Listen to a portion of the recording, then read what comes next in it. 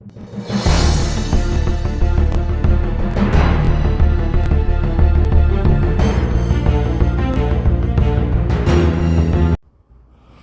mga vlogs, nandito na naman tayo sa buhay sa Canada at nagpapalipad tayo ng drone Saturday, December 16, Saturday, at wala si Mr. Sun. Ayan, at ito figure out ko. Ito yung walang gimbal eh. So pagka yung horizon niya is nagtitilt. So ang advice ko sa inyo, kung gusto niyo kumuha ng mas kung afford nyo naman, mas mahal ng konti, yung may gimbal DJI, iniisip ko kasi yung DJI tapos itong Potensic, sa price of 2 ng Potensic makakuha ka price ng 2 isang DJI, so mas at least may backup ka kung Potensic. Yun lang naman sa akin, no? Kaya yun ang aking ang tinatry at para matuto mag-drone. So yan, medyo basa yung paligid natin yan. Ayan, siniset up ko yung GoPro nyan para sa time lapse.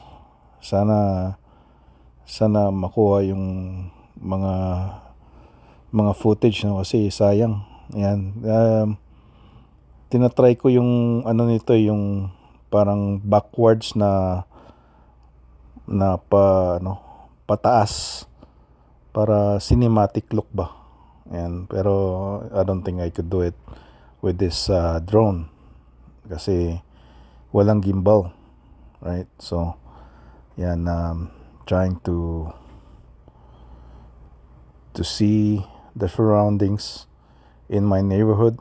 Ayan, tingnan nyo, makikita nyo hindi sapat, hindi stable yung horizon niya kasi once na tinelt mo to the left and right, although maganda yung kanyang EIS, Enhanced Image Stabilization, kasi walang shake, pero yung pag bank to the left or right, hindi siya diretso, no?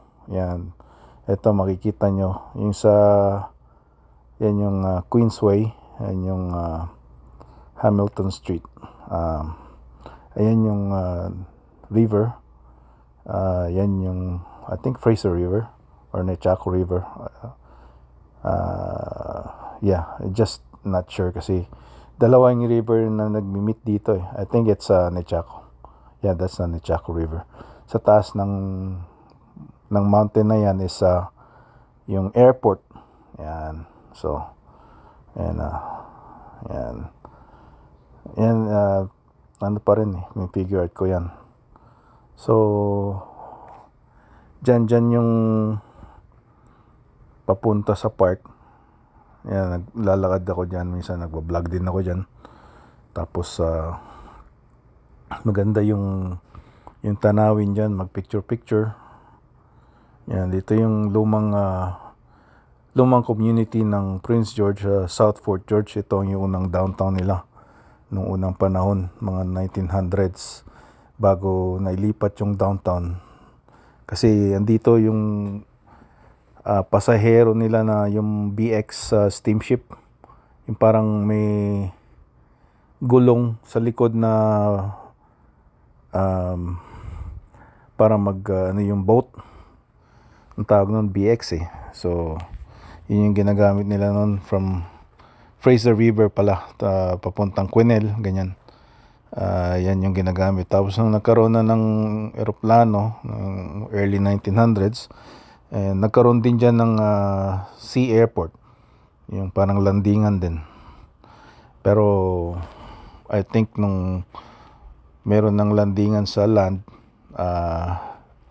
nalipat na yung airport, and then ayun, nawala na rin yung sea airport dyan, tsaka yung mga BX steamship na dati yun yung ginagamit nilang pang travel around, no? Ito naman, inaano ko yung yung sa field. Kasi may nakita ata ako dyan na mga aso na pinapatakbo nung may-ari. Yan ang horizon natin. Medyo tilt nga to the left, no? Hindi siya diretso dahil nga dun sa no gimbal. Ayan po, Tensik SE. It was on the Fly More combo with 2 batteries. It's $319. Regular niya was $379, is minus $60. But I think now it's back to $379, and nakita ko pa for $389 or $389.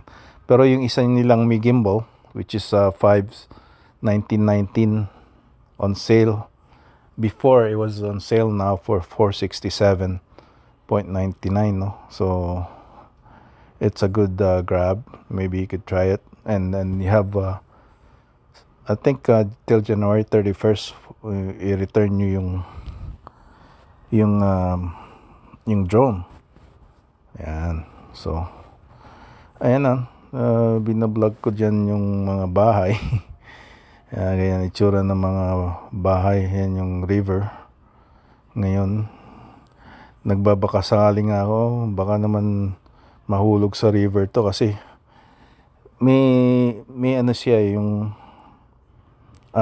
sensor para sa land. Pero I don't know kung nagre-reflect yung, kasi nagre-reflect yung water, di ba? So I don't know kung ma-sense niya sa flat land. Pag nagre-reflect, baka mawala yung GPS signal.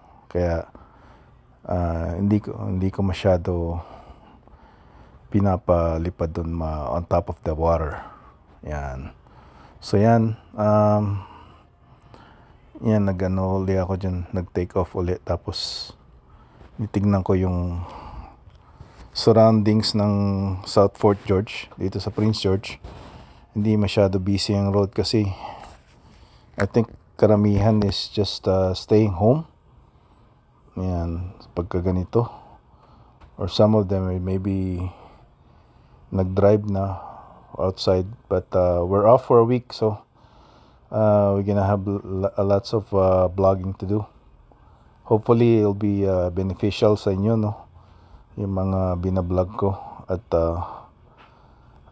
just comment below, even like a smiley or anything, approve, whatever, right? So I know that people are watching it, and you know, getting some acknowledgement is para sa vlogger is the best way na mag-continue. Kasi nowadays saturated na ang YouTube, no? But you know, if it's your hobby, right? You have to keep up at it. So yan, naglalanda ako dyan. Tinitingnan ko yung bubungan natin. Yan, nag-say hi ako dyan ata. Mag-wave ata ako dyan, or not, hindi ata.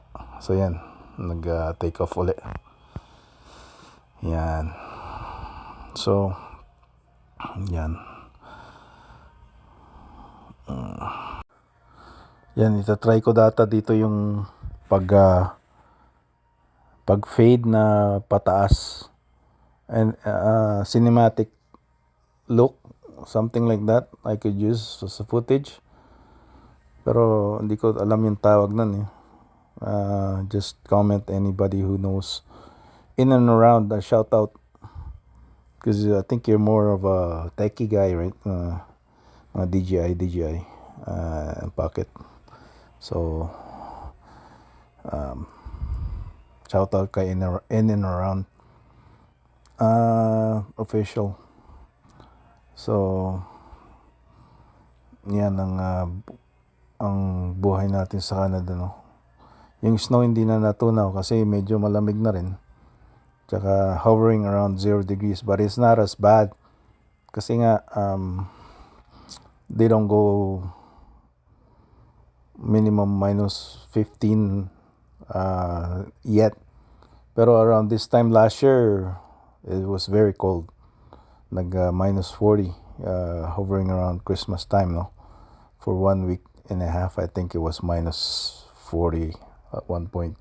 So hindi nagma-minus ngayon dahil nga sa El Nino, I think. But some parts south, it's gonna be more snow for them, and some parts in the middle part of Canada would have more snow than normal. No, kaya ng sa east, I think they have lots of snow and storms going on in there. So Maine, Labrador. So I wish I could go there. Maganda daw yung doon, mga fish, seafood. So that's one of my goal to go to the east and try those, magstay doon sa Canadian side ng east, Labrador. Roel Tolentino, shoutout sa dyan sa Kapins TV. Kapins TV, lagay ko dito, no. Tapos subscribe din kayo kay Kapins TV, sa mga kaibigan natin dyan sa eastern part ng Canada. Yan. So ayan, nitignan ko lang dyan yung surrounding, kasi sa perspective ng sa taas is different when you're down walking, right? So this is like more like vlogging also with the drone. So but you have to use the voiceover after, and then just show and tell the audience on what you're seeing, what you're thinking, what's going on. Diyan ata yung Jasper Park. Dito, one time may mga bears na kuha ng aking